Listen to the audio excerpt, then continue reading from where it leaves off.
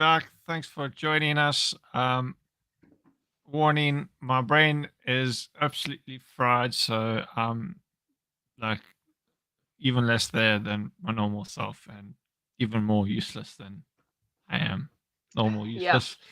And everyone's angry and pissed off at me, so there's that too. So if you, I'm not uh, angry at you or pissed off at you, but I am quite intrigued to see how far I can push it tonight before you'll lose it. So it's been a long week, a very long week. Um, it's not I'm, even Friday, it's Thursday. That's how depressing this week is. Like, this feels like Saturday and it's not. it feels like a Monday because it's just been a long week that's wrapped around and come back around. I feel like we're just stuck in Monday. I don't feel like I've exited Monday this year yet. Are we still in No, we're out of January. It feels like it's a never-ending month. Wait, how are we halfway through February already? I know it's lies. It's still like the first week of January, I swear. Uh, Don't talk about dates, for God's sake, it's just depressing. Before we know it, we'll be back here on Christmas, celebrating again. Saying the Uh, same things because nothing changes. We'll just look older. and feel older and Yeah. have more body aches and pains and symptoms and God knows what else. Yeah, Um, yeah. but anyway, yeah, thanks for those who join in. Welcome. Um, Yeah, there's only 28 days of this month.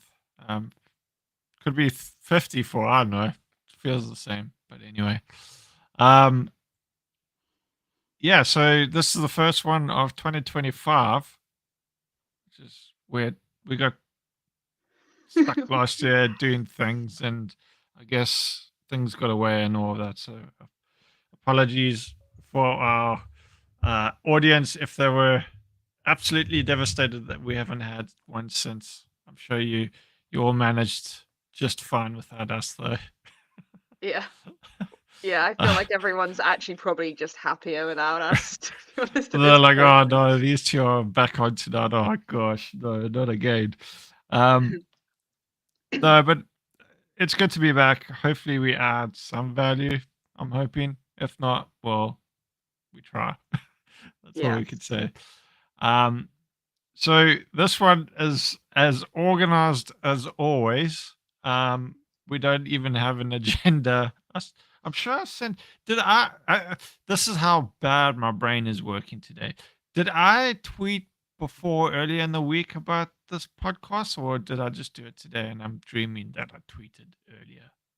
You have tweeted at some point, but I also Yes. don't know what day it I, is. So you're asking someone who also has no clue what's going on at the ah, moment. So I thought I had because I'm sure I did a tweet, but then when I went through all my tweets, I couldn't find it. So I'm like, yeah, I I don't know.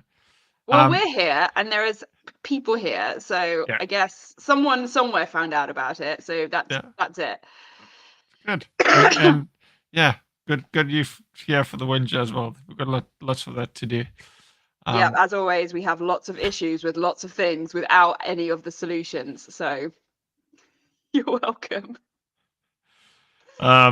yeah, and as you can tell, we be very extremely professional. Hence the phrase of our podcast because we we do take things very seriously and we very Always, professional. Um, always. so yeah, we, uh, yeah. Oh my gosh. Um, so I think there was one thing that you did want to talk about. There's two That things actually. There's okay. two things, and one is significantly more ranty than the other one. So, would you rather have the super rant first or later? I think rant's a good way to kind of end off on and build up to So, the rant. I posted this on LinkedIn earlier, in a slightly more eloquent way because it's LinkedIn. But essentially, one of the things that I've noticed going to lots of conferences and stuff is that we talk a lot about basically the same stuff over and over and over and over. Same things, same issues, same solutions. No one ever talks about the data. And I said to somebody on a panel the other week, like, actually the data doesn't support that this is working, because actually if we look at the number, if we look at how much we're spending on cybersecurity per year, it's going up. If you look at how much like phishing simulations, the online training, all of this stuff going up, right? What are the attacks doing? They're going up.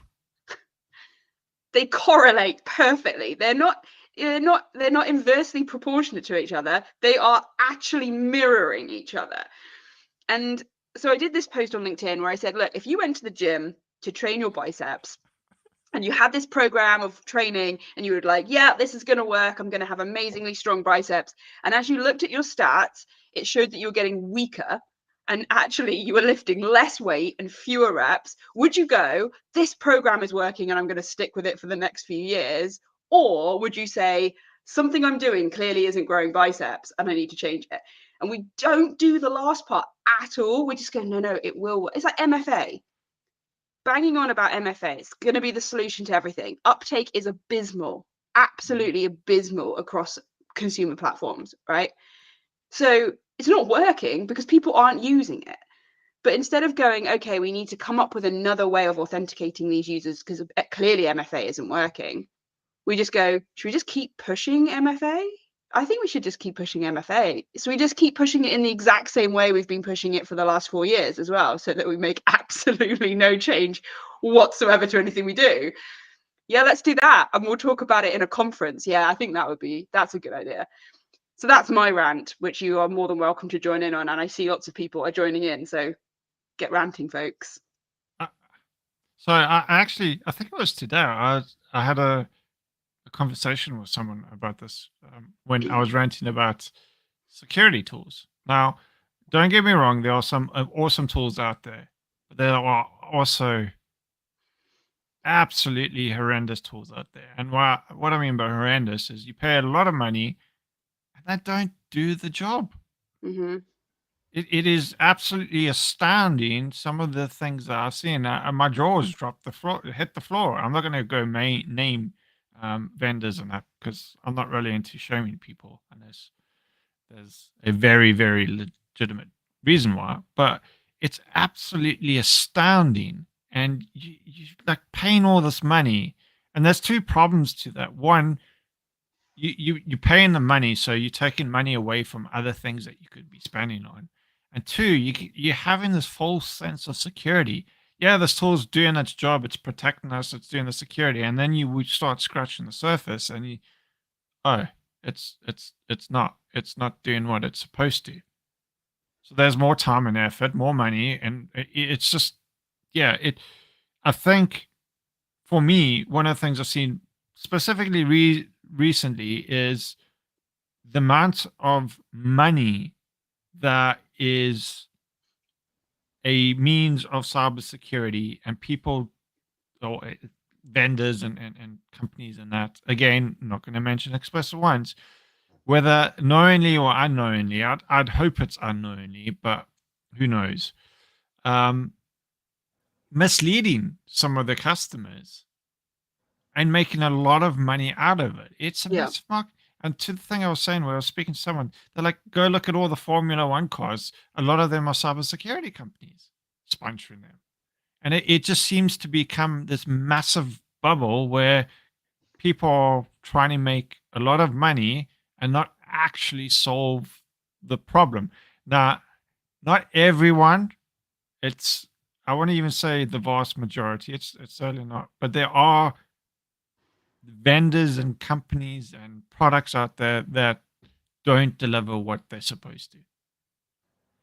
Yeah. And that's extremely frustrating. Yeah, I agree. And I kind of feel like at some point we're going to walk into a situation where we actually see ransomware groups on the Formula One cars. It's going to be like lockpit. And that's when you know you've just totally lost. You may as well just give up, because it honestly would never totally surprise me if they did sponsor stuff at some point. It would never totally shock me. But yeah, that would be quite funny. I do think, though, that it's like someone just commented, there are a lot of products out there that will be nice when they're finished, but they're not actually necessarily like the finished product Mhm. yet. And I think AI really stung us here, because what happened was, instead of people genuinely improving the product and thinking about how this was actually going to improve the experience for users, make sure they didn't cut corners, etc., all the problems that we know we have, they just stuck AI on the end of it. And not actually AI, they just stuck the words "powered by AI" onto the end of it. It wasn't even necessarily have anything to do with AI. And then they got a ton of VC funding and everything was happy. Mhm. And I think that becomes the problem, because actually then everything got diverted. I spoke to someone the other day who was saying that the research at universities, like in this kind of tech space, the percentage shift away from cybersecurity to AI has been enormous. Mhm. So the effect of AI has a massive impact, because actually it kind of doesn't solve a lot of our problems, does it? But yet everything shifted to AI, and it's like, okay, cool. I mean, the problems still exist, but Yeah. cool. Well, Someone's got rich, I guess. So it's not me. I can assure it's not me either. We missed the boat. you. We should have put "powered by AI" on a whole bunch of stuff that didn't do Well, anything. That was our big mistake. so and AI is an interesting one because I work for a company. AI is very much part of what we do, and it it's interesting to see there are very legitimate, valid use cases. Like certainly for in my company, I've seen that, seen the power of that. But as you say, where people just go, oh, AI, AI, AI. I mean, watching the TV advert other night, and there's an AI for a washing machine. I mean, what the? No. I'm like, Washing what? machine AI. I'm not, maybe there's some weird, and if someone knows how you do AI on a washing machine and what it means, please let me know because as far as I know, you put the clothes in, put on a cycle, and put your detergents and that in, and that's it. I don't know how AI helps with that. Um, There but was a it really interesting podcast, which I think it was called, I think it's called Tectonic, as in tech, spelt as in tech as in the industry, by the Financial Times, on AI. And it was interesting because they were saying actually a lot of the VCs and people who invested, early investors in AI, are not happy because they're not seeing any return, financial return on their products. And companies like OpenAI are like consuming money at a rate that is just unprecedented, Mm, but they're not actually putting out a viable product. And yep. actually, when you look at the efficiency savings of AI, they are there, but they're not so substantial that they're saving on like high level jobs. So they're not saving six-figure salaries. So there's no like financial draw actually yet. There's not a use case that provides a financial motivation and profit. Um, and I just think it distracted us so immensely from anything that was actually worthwhile, apart from obviously washing machines, because it clearly solves a massive problem in that market. So I'm grateful. Make them extra spiffy and shiny and clean and smelling good. Um, No, and I think it also detracts away from where AI could really be useful, and the cases where AI could really make a significant difference. My view of AI is where you've got very monotonous, same things. That's where AI can make a very big difference, um, rather than having a human trying to sit there and go through it all. That's where I see AI really helping, and then leaving the humans to do the very creative thinking and even like in-depth thinking and all that kind of stuff. So Just having a look at yeah, some of the comments before we miss them and yeah. don't capture them. So we've got pass keys. Yeah, I think again, I think the second comment from Graham of just make it less crappy experience for people. I think that's the truth, because I think the problem is hate, whether we want to admit it or not, MFA was a crappy experience, wasn't it? Like people did not like the extra barrier. We saw the justification for it. Clearly other people did not, because the uptake, I can't remember what the recent stat was. It was below 50%. It was like 28% or something ridiculously low. I'm I'm going to be devil's advocate because I get the barrier. I get things are more difficult, But if we make things easy, then it's going to be easy for the attacker. So sometimes security is harder. It has to be harder because if it was easy, then it'll be easy for the attacker. That's kind of I my take on that sometimes. To a degree, I I think get we it. I agree, but I think that's where innovation comes from. Instead of Yeah. saying, actually, we'll just keep trying MFA, which clearly no one likes. We've clearly missed the ball on this. We have to come up with something else. Yeah. And we haven't done that because all we've done is gone, let's just keep pushing the same thing. And then what we'll do is we'll say powered by AI. Yeah, let's do that. And it's like, I don't know why we haven't fixed the problem. Does anyone know? I can't think why this would be. Yeah, so yeah, I think someone said AI just making the same old security mistakes. I think that's an interesting one actually, because there was an interesting group that got together to test whether or not AI could be used to solve conflict, so actually negotiate ceasefires, for example. And they got AI to like pit it against each other, for example, Israel and whoever, right? I think I've, And they did this and they set it up, and every time they ran it, the AI fired missiles at each other on day 5. And they were like, why is this happening? Every time we just change the index, we change the scenario, and they fire missiles on day 5 every single time. And then they looked back at it and they were like, well, the reason it's doing that is because historically every single ceasefire has ended on day 5 of it. So the AI has just gone, cool, we pretend we're friends for 5 days and then I shoot a missile at that person. And that's what it's learned. And that's basically, I think, really summarizes AI in terms of what it can do. And like Graham says, it just basically repeats our mistakes, because what's it learning? It's not coming up with new stuff, it's just emulating what we've already done. well, that's the thing with AI. People think it's this magic. At the end of the day, you have to train AI. And if you're using real world scenarios to train AI, especially in terms of detecting vulnerabilities, which we aren't doing a great job of in many cases, guess what the AI is going to do? A bad job of finding vulnerabilities because that's what it's been trained. So unless your models are good and your training is good, you're not going to get the results that you expect. No, and I think it is. Yeah, I think there are some use cases for it. Obviously, there are, and I just don't think it's where people are pitching it right now. And I think a lot of the people that are singing its praises also have quite a lot of money to make from it. Um, so how far do we want to trust that? I guess. Yeah, yeah, exactly. And then the other problem with some of the AI stuff is things like Open ChatGPT. It's not current, so there's it's only what I don't know if the later ones are more current, but there was a point where it was only up to a certain year it could answer. So basically anything after that year didn't exist. I think it is more current, but I think Google's is better because obviously Yep. Google's has got access into the Google search engine. So I think it is better in the currency element of it.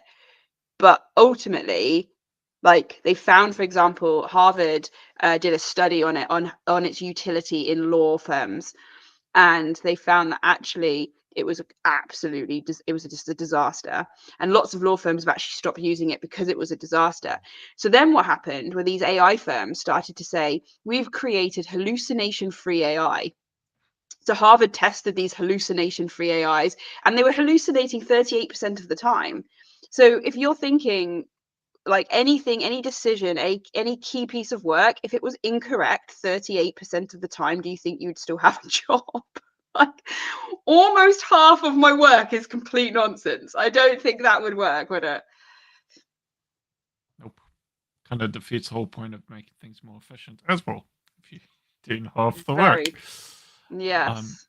yeah. So yeah, AI is an interesting topic. It's a very complex topic and a very lucrative market for organizations.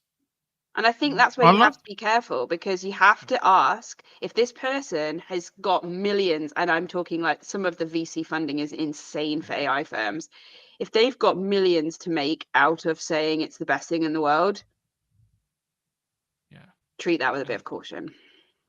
And just to stress, there are very useful, Yeah, valid yeah, cases of AI. There's many 100%. many examples out there. So it's not like we're saying, oh, there's oh AI is bad. Don't use it.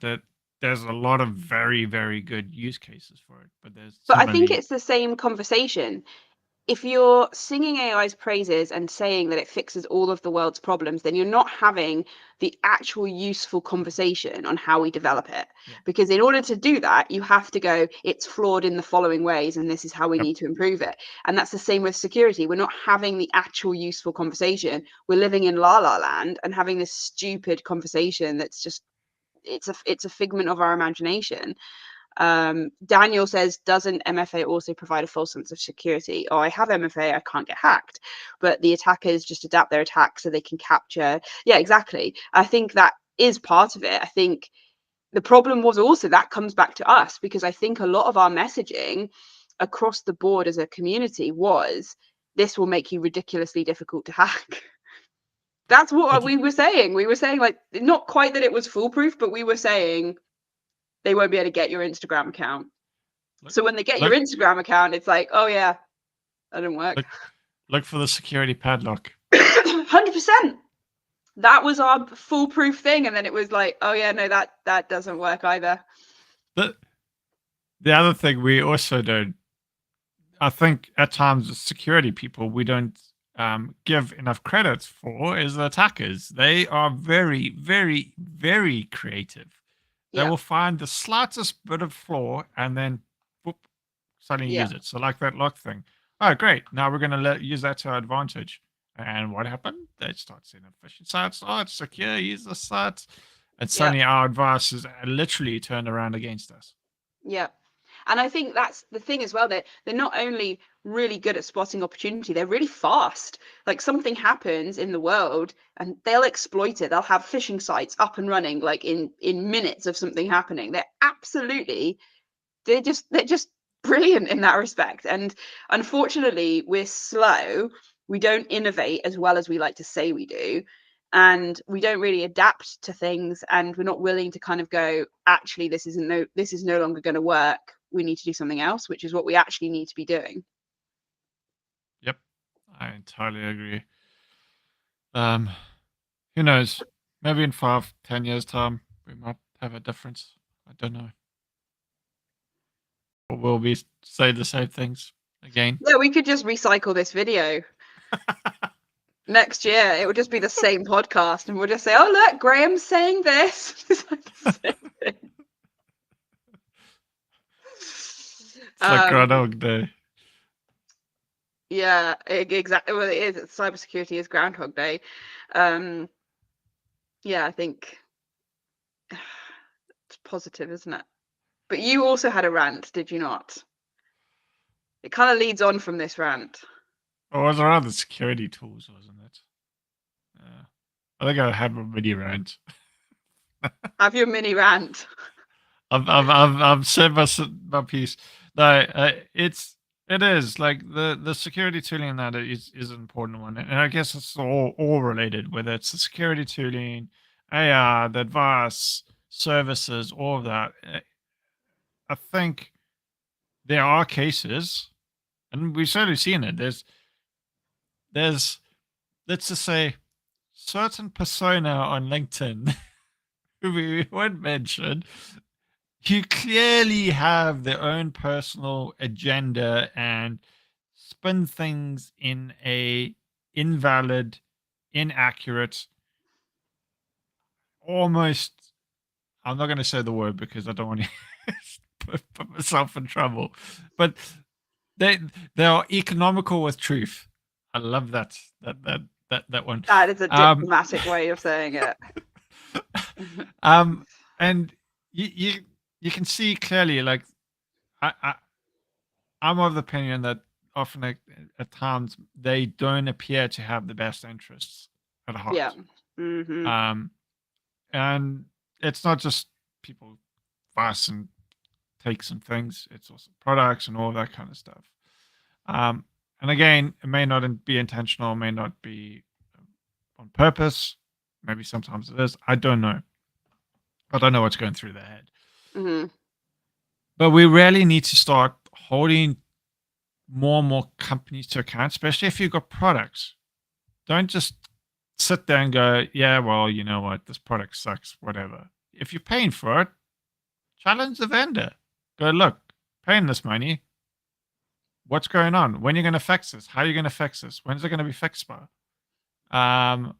And start challenging, pushing the vendors, because unless you start doing it, and we as security people start doing it, especially security companies, they're going to carry on doing whatever it is they do. And I mean, how many times have we seen companies being breached or impacted by security products Hmm. that are meant to protect your company and stop these things from happening? So it drives me bonkers, like when we see things like the 0 days and all of this. Why are we still facing that now? I get it's now and then, but it's the same over and over and over. And surely then it comes a point where we have to say, well, why do you keep on having the same things over and over? Surely there's something wrong. Yeah, I think that it kind of links in, doesn't it, really?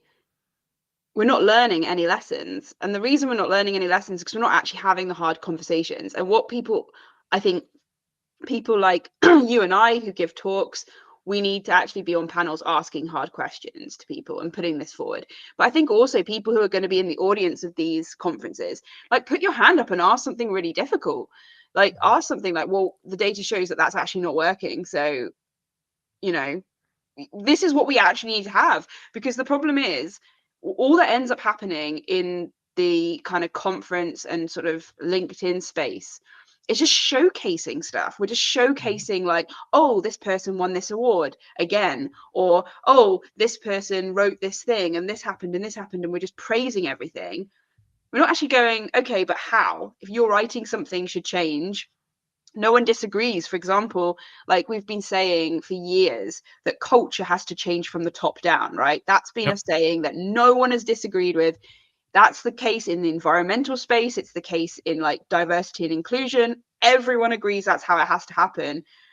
So we're saying that, but we're not giving anybody any idea of how you do it, how you make that work, what the data has shown.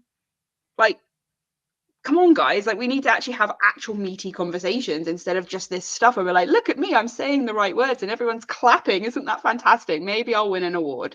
Like, for what? It's honestly, it's bonkers. It drives me absolutely up the wall, mainly because, linked to what you're just saying, all of my work, all of my clients, it's all about incident response and crisis management. So the only thing I see is when it all goes That's wrong. Yeah. wrong. And it's the same thing over and over and over and over, like you said.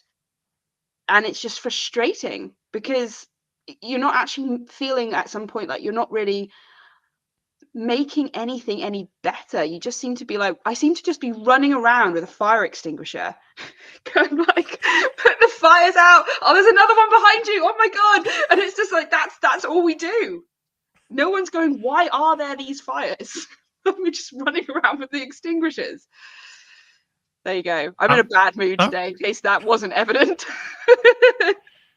no, but do you think, because I've also noticed as the industry, and I have put out tweets on that I look back to like 2018, 2019, that before COVID. Maybe COVID had something to do with it, but could it possibly also be just burnout, where we're going through the same thing over and over and over and over, that we just come to a point where you're like, I'm just tired of it. Hmm. It's just, there's no excitement, there's no pizzazz, there's no like stuff fired up and let's do stuff, and that it just seems to be going through the motions. Yeah. Because you feel like nothing I do changes anything. So if nothing you do has any real impact, it is demotivating, because actually, the few times where we've seen something actually decent happen has really got the community excited. But that's kind of rare, because most of the time it's like, oh, there's been this other major breach of this supply chain that's now like completely annihilated half of the world or something. And it's like, oh, this vulnerability was first detected in 2004 or something ridiculous. You're just like, okay, Here we go again. Get the playbook out. But it could also be like, oh, my details are already compromised, so Everything's whatever. public now, so nothing matters anymore. Who cares? Someone else has got my details that are already lost, so If everything's public, nothing can be stolen. breach as a service. Put your Yeah. details in, we'll expose it for you. Get the pain over with, like ripping off a plaster. Yeah. I think we need, I think this is also partly a problem with social media, because I find this especially true on LinkedIn, actually. I know people will say it's Twitter or Blue Sky, but I actually find it's worse on LinkedIn. That it ends up, you can't really put forward an idea, because if you put forward something like, maybe this might work, or how about we look at this, people will tear it down really fast. And they won't go, oh, that's interesting, I don't think it would work, but maybe this part of it would if we put it with this part. There's no collaboration. It's just, oh no, I'm going to tear that down and just say that's rubbish. And so then it has a chilling effect, because there was I actually was the ambassador for the NCSE Cyber First Girls program, and we did a bunch of videos. And one of the girls that I spoke to, who had been through the program, said the thing is, she couldn't understand that, like, why there were no ideas being shared on any social media platforms. And I was like, unfortunately, if you do that, you will get trolled. So people don't. And I do think that's a problem. And I see that, I mean, people might disagree with me, but I actually see it's worse on LinkedIn than anything else, in my opinion. I have an idea. Let's put that on a LinkedIn post. Good luck. I'm not doing it.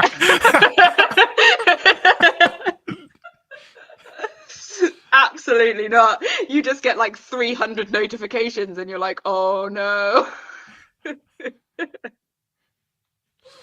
But joking aside, that is terrible. I mean, surely the idea is that we group together.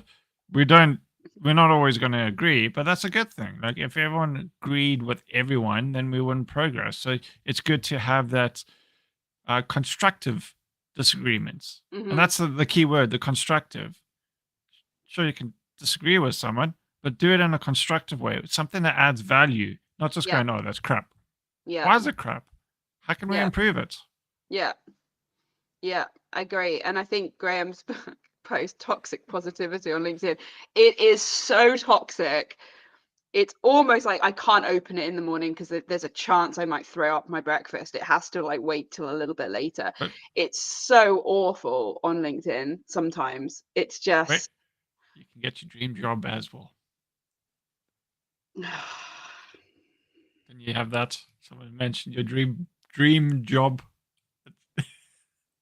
I just hate it. I hate LinkedIn sometimes. I mean, I post on it, but I kind of post and go, to be honest. Like, I don't really read it. But I think, yeah, you know, the toxic positivity is a massive thing. And the award winning is just out of control as well.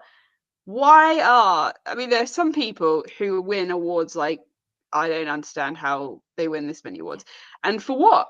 Like, why are we winning awards? Because someone won an award for the best blog and they don't even have a blog. Yeah, I think actually Stu Peck said he'd won an award once for best blog and he didn't even have a blog. Way to go. His blog was so good that it was not even visible, even created. It is nuts, and people put no effort into LinkedIn either. I got a message I posted yesterday on Twitter. I got a message on LinkedIn that was asking me if I was the right person to talk to in my company about my pen test team. What pen test team? Like, you haven't even looked at my profile if you are asking that question. It's just, it's just another level. Hey, I've got asked if I was interested in a job the once.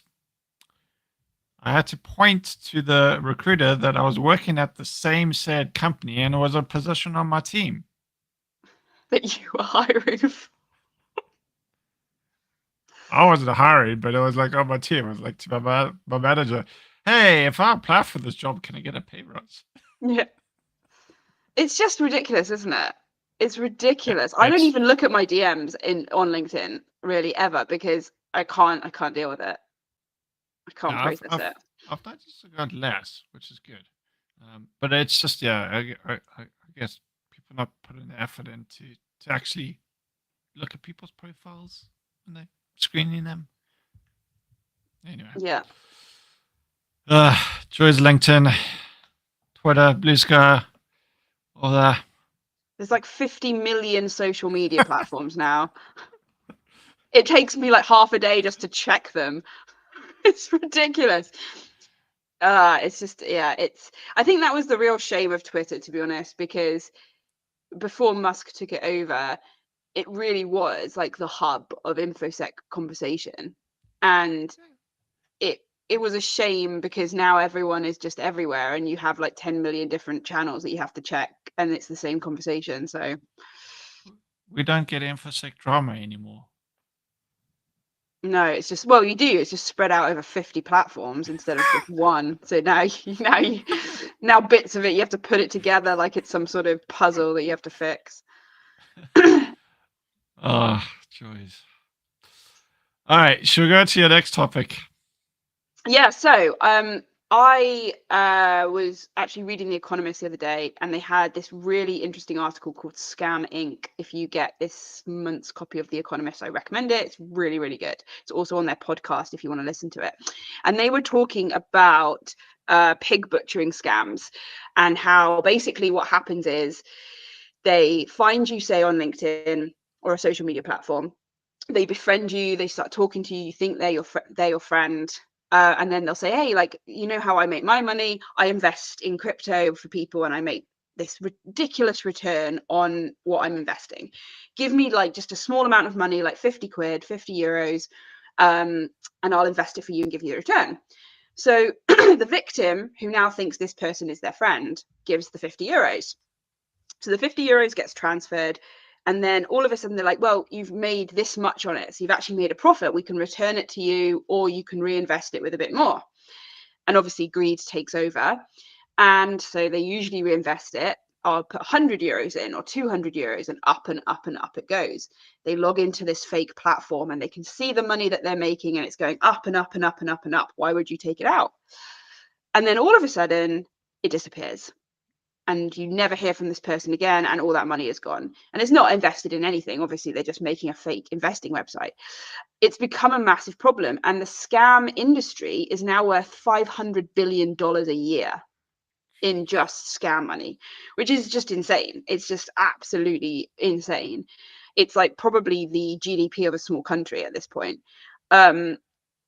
And they were talking about there was some research. I wrote a whole LinkedIn article on it that's going to articulate it far better than I am, so go and read that, and I'm interested to hear your comments on it. But essentially the like Lloyd's Banking Group and a bunch of other people had like looked into it, and like it's just insane, the scale, the ability that they have to launder such huge quantities of cash through crypto, completely undetected, completely free from consequence. And the people who get hit with it have really serious financial, emotional, psychological damage from this process. And it's increasing, it's not going down. Year on year, it's increasing. It's now actually on a par with the illegal drugs industry in terms of being a global problem. And a lot of the people who work in these farms, because the harm obviously is to the victim who's paid the money with crypto, but also the countries in Southeast Asia, like Cambodia, have farms of people who are basically enslaved to work in these farms, scamming people in the West. So you've got harm at like all levels of the thing. And again, it's a problem that we're not talking about, problem we're not solving. No one's coming up with decent solutions for what we do with this, because it's clearly going up, it's not going down. And it kind of starts to feel like we're failing people a little bit, which sounds really depressing, but this is our domain. This is what we should be fixing. Yeah, I think it's a difficult one. So certainly I would not rely on me to be any solutions for this, because I I'm not equipped or knowledgeable enough in that. Like, and this is the thing that many people forget. Like, these people who do this are very, very, very, very good at what they do. and they 100%. know exactly the things to say, when to say them, how to say them, and how do you combat that? These are people who obviously excel at what they do, and that's how they're very successful. Hmm. And you, I think, uh, much like phishing or spam, yeah, phishing attacks, um, a lot of it plays on human emotions. Yeah. And when you Oh, start yeah. and when you start doing emotions, reasoning and logic and that start going out the window. Yeah. And that is a very, very, very, very difficult thing to protect someone against, because they may, in normal circumstances, go, no, hell no, I'm not going to put my money. But when the emotions start getting involved, that Yeah. just goes out the window. And how do you That's what they were prevent saying. someone? They were saying like it plays on like frailties. So like if you're someone, they're really good at looking at your social media platform and working out what's going to work for you. Is this person lonely? Okay, that solves that problem. Is this person hard up, like need in financial trouble? Cool. Is this person greedy? Is this person bored? Like whatever the person's need is, and we all have something, right? There's all of us have a vulnerability. None of us are just living this blissful, perfect life where we have absolutely everything we want, unless you obviously have an AI company, in which case you're fine. But short of those people, like all of us have something. And they find it and they play on it and they get people then to invest their money. And if you think about just in Europe, like the cost of living crisis, people aren't as wealthy as there's a lot of people who are struggling on a lot of levels. And if you say to someone just before Christmas, like you can double your money before Christmas, Yep. there's a lot of people who are incredibly vulnerable to that kind of thing. And I mean, obviously it's working because $500 billion a year shows that, you know, a Yeah. tragic So, trend, I guess. so maybe this is where regulations and that might step in. It kind of aligns with some of the stuff my organization does, and I'm not going to go into any details because I'm not authorized to speak to that, and I have very little knowledge and experience and expertise in that. It's certainly an area and domain that I certainly can't speak to, because I just don't know enough about it. And they are very, very, very, very intelligent people who know far more than I do. But perhaps more of the thing where looking at transactions and trying to stop it at the transaction level, um, applying logic and rules and whatever else you need to apply to that, and try stop it at the source, really, and having more regulations around that in trying to enforce that kind of extra detection. It's not going to stop everything, but maybe it might help, and combat some of that. Yeah, and I think that was the there's a lot of things that are positive about crypto, but one of the big tragedies of crypto was it financed a criminal underworld like we've never seen in Yep. history. And it allowed money laundering at scale, which we've never seen in history. And all of a sudden, the tools that we had, which were typically to disrupt the financial flow from drug groups or from whoever using banks and all the other stuff, you hear about cartels who had so much money, rats were eating the money because they couldn't wash it fast enough. That was actually a barrier to organized crime. Hmm. And that we removed that, But unfortunately. yeah, and it's it's also interesting to see how different governments plan to tackle it and not understand the problem. Like, yeah, we're going to regulate Bitcoin. Yeah, let me know how you're going to get on with that, because the whole point of Bitcoin and many of these cryptocurrencies is to engage that entire principle. So they, yeah, it's. I think some of the people needing to make the decisions also don't understand the problem, Hmm. the challenges that are part of that problem, the technologies, the limitations, the whole point of some of those technologies, and then they try to come up with a solution that will never work. this is kind of why I get so frustrated when we have politicians making technical judgments, and it's I don't want to say obvious, but in many cases you do question who's providing them guidance and advice, Yeah, because many professionals would give them different advice and 100%. guidance. And I think that And was case with the blanket black backdoor that was thrown at Apple last week. I want to say last yeah, week. And again, like the security community were like, who's recommended that? Because it's not going to work. Like the stats, the maths behind it shows it's not going to achieve what you think it's going to achieve. And it's the same thing with crypto. We're going to regulate Bitcoin. No, you're not. Like you're using old tools to try and regulate new things that it's just never going to work. And I guess that kind of brings us like full circle to what we were saying at the beginning, right? That like actually you're not solving any problem. You're just throwing rubbish at the situation and going, I don't know why that didn't work. Why have we still got the exact same problem? Because you didn't actually um you didn't actually fix anything. And I think, it's the same. I fear that we're going to have the same problem with a lot of this AI stuff as we have done with crypto. Once you let that horse bolt, it's gone, and then you're continuously chasing your tail. And we haven't really solved any of the problems that we're getting, because I just don't think governments are very good at looking at the tech landscape and going, what problems might emerge from this and how do we get ahead of it? It's all reactive.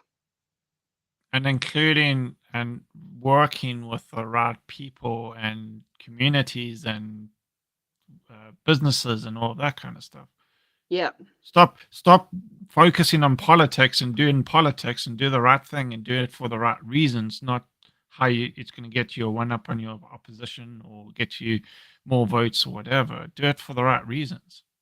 That word really drives me mad, because it's often you can see it's very often you can see there's a political angle to it, and no matter who's the world's most greatest professional in that thing could give them a whole realm of examples, and they'll often just go, no, not interested. Yeah, I agree. And I think it's like, it's also lazy, because we see, for example, in the US, oh, just ban it is the reaction. Ban that, ban this.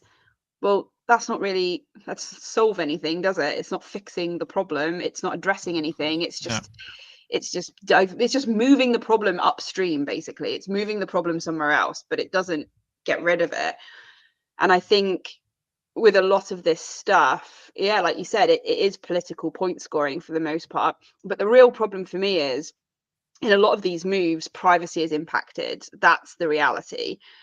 And I've said to someone the other day, rights are so easy to give up, but you'll spend generations fighting to get them back. And you see that in countries that have eroded privacy, have got some censorship and government oversight over communication. Those people don't have a right to get that back. That's going to be a yeah, generational long battle, for example, in Iran, to get some of that back. And I think it's a real mistake when you just throw it away. yeah. And also, when they do it, like much like boiling a frog in a pot, over time. So it's this bit, and then this bit, and then this bit, and then this bit. And before you know, if you take a look back, you see, oh, geez, suddenly it's significantly changed. But because it's over a period of time, you don't actually see that. Hmm. Gee, aren't we so cheerful and optimistic? This is what you get when we're tired, okay? You just get absolute misery for an entire hour. But I do think it's still important to call it up, because the stuff is important. If Yeah. we, it needs to be dealt with, and I don't. Yeah, it. I don't know what the solution is either. I think I actually did. I think I started a petition, or try to work on one. And but again, this is it's some of the frustrating things, especially around like the backdoor stuff. Most ordinary people just don't care about it enough. So Yeah. to get any help and support and anything on that, it's almost a losing battle. Yeah, I think that's the thing. I think unfortunately change is really, really difficult to make happen. Yep. So Even on that like really positive note, everything is really bad and we won't change it. Good night and God bless. Enjoy. Sometimes I listen to myself and I'm like, there's no surprise why you're not invited to dinner parties. There really is no shock at this point why no one wants you. Lisa will be the one. Stop. Move along. No, we're not having any parties. Yeah, after parties. Move along. Yeah, just ruining everyone's fun year after year. Yeah. Nah. Who knows? We'll see what happens this year. Even, you know what? One interesting thing I found this year, or towards the end of last year, the predictions even were like evaporated. There was Yeah, nothing. no I one didn't bothered. really see anything. No one bothered with predictions. Which I think says everything you need to say. Probably. Last year's print, yep, reprinted. It's good. I think Change the the thing dates, is, scratch the 4 out, put a 5. yeah, my main takeaway really from everything that we've discussed is we need to start having conversations. We need to actually start being brave and having conversations and sharing ideas. And those conversations might have to be horrible and they might have to be awkward and they might have to admit we've wasted millions and millions and millions on something that didn't work. And that might have to be where we're at, possibly. But ultimately, if we're going to move anything forward, we have to actually start putting our necks out a little bit and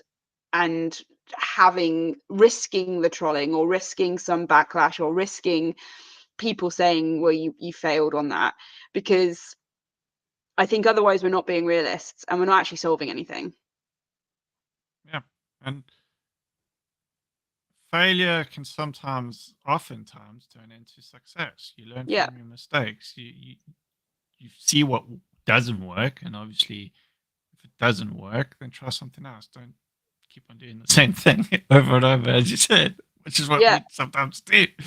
Um, but it also then, yeah, teaches us things that we can maybe look at and ways to change and all that good stuff. mm-hmm. So, yeah, what we're saying is go on LinkedIn, start saying some controversial topics, and And it'll we'll all be discuss them on the great. next podcast. That will be the agenda. We'll just talk about the horrible stuff that got said on a few people's really good ideas. Yeah. No, but it is, joking aside, I think it is important. Discussing ideas, they may not be all that great, they may be controversial. Do it in as long as it's in a respectful, well mannered manner, no one can fault that, right? Yeah, How can you fault that? I know there are some who probably would challenge it and still find the issue and whatever, but as long as you constructive in that, there's very little that people would legitimately be able to fault in that. So I agree. I think that's the way I would certainly encourage people to go out there and say things. Do it in a respectful, polite manner, and you'll have plenty of people willing to back you up should people find ways of causing problems with it. Yeah, As inevitably will happen at some point. it's We've all been there. unfortunately the reality. Yeah, for Got the sure. t-shirt. For sure. And also, the other thing is hold people on vendors and that to account. Do your due diligence. If you're paying for a product, start setting expectations if they're not delivering. Yeah. Give them deadlines. Hold them to ransom in some cases. By that I mean fix X, but otherwise we're going to be looking at elsewhere. Yeah, I agree. Just have some difficult conversations. And my thing, I suppose, that I would urge people to do when you're at conferences, ask a difficult question.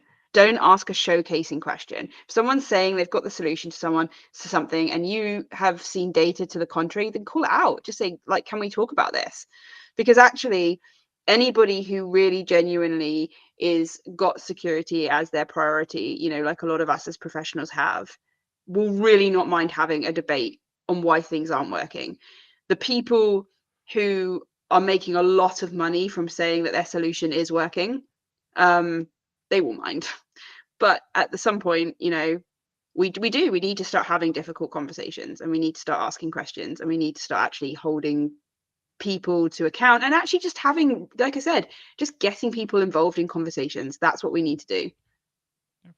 Yeah. And it could raise things that people have not thought about, not aware about. Yeah. Who knows? Be surprised. So yeah. So what we're saying is, again, go post on LinkedIn. We need more content for our next podcast, please. I'll go on LinkedIn and there'll just be a ton of trolling comments on my last post now, and it would just be like, okay, fair enough, I asked for that. No, but joking aside, it is the respectful,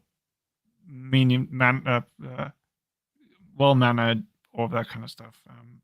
Is important. Don't just don't be a, you know, Yeah, exactly.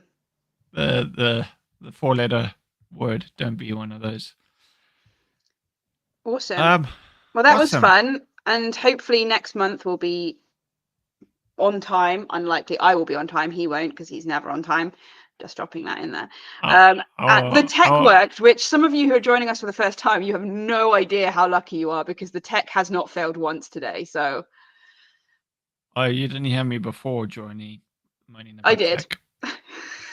I know it was worse before, but my laptop, Microsoft Windows update, and then trying to connect it to the dock setup I have just didn't work, and I was getting angry and annoyed and frustrated. So see, not just security, IT, hardware stuff, things also have their own issues. Exactly. I hate tech half the time, if I'm honest.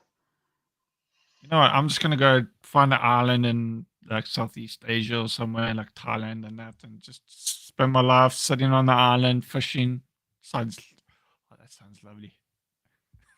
And we don't know whether he means fishing with an F or fishing with a PH, but either way, he's making money.